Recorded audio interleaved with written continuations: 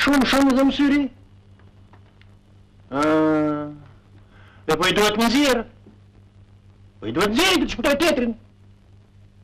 Si udhëron? Tani po vetëm një herë të nxjerr, po kush do të më paguaj për këtë? Me këtë logjik të doktor Adhamudhit, personazhit të komedisë politiko-shoqërore të Çajupit, ka vepruar në vitin 2010 edhe Instituti I Monumenteve të Kulturës për një objekt, pjesë e listës së monumenteve që ruajnë kulturën e vendit tonë që prej vitit 2000. Bëhet fjalë për Shatrvanin e rrugës Murat Toptani, më I vjetri I Tiranës, I ndërtuar në vitin 1923 në kuadër të ndërtimit të lulishtes popullore. Për shkak të vlerave kulturore dhe historike, Instituti I Monumenteve të Kulturës e shpalli qendrën e Tiranës ansambël monumental dhe Shatrvani u vënë në mbrojtje. Por më 28 qershor të këtij viti, ky institut ka propozuar heqjen e Shatrvanit nga lista e mbrojtjes dhe hoqi nga vendi historik, vetëm sepse ai është dëmtuar nga disa fadroma që kryejnë punimet në rrugën Murat Toptani. E në vend që ta restauronte, siç ka bërë me dhjetra objekte të tjera, ky institut ka gjetur rrugën më të shkurtër, atë të heqjes së tij.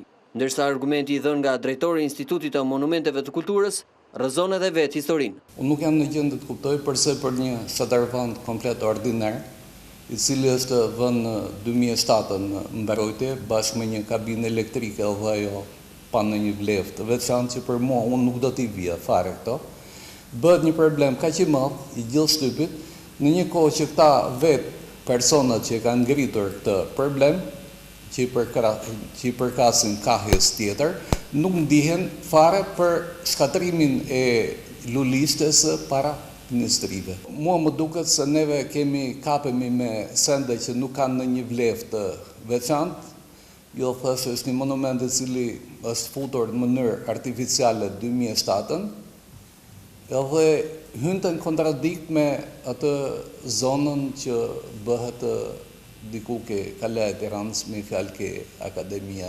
Por nëse drejtuesi I këtij institucioni thotë se Shatrvani nuk ka vlera historike, ai nuk jep shpjegime se me ç'logik logjik ai u vlerësua si monument kulture.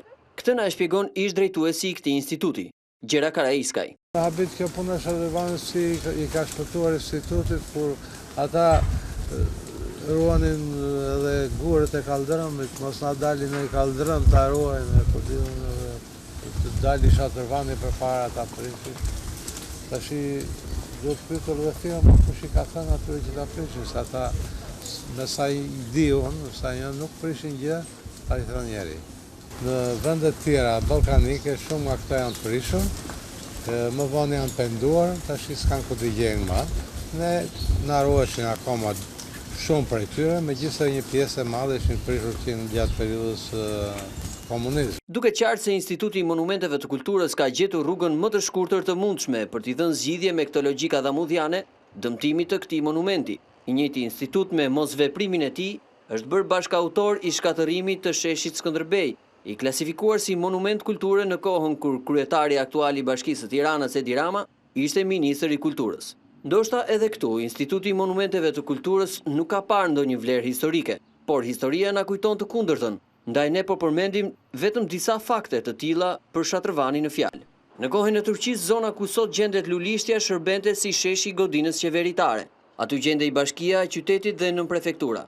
Sot në atë vend gjendet godina e bibliotekës së vjetër dhe komunitetit musliman. Nisur nga këto fakte, veprimi I Institutit të Monumenteve të Kulturës ka ngjallur edhe reagimin e intelektualëve dhe historianëve shqiptar, të cilët I kanë drejtuar edhe një promemorje disa institucioneve për të ndaluar këtë masakër kulturore, por që nuk mori përgjigje.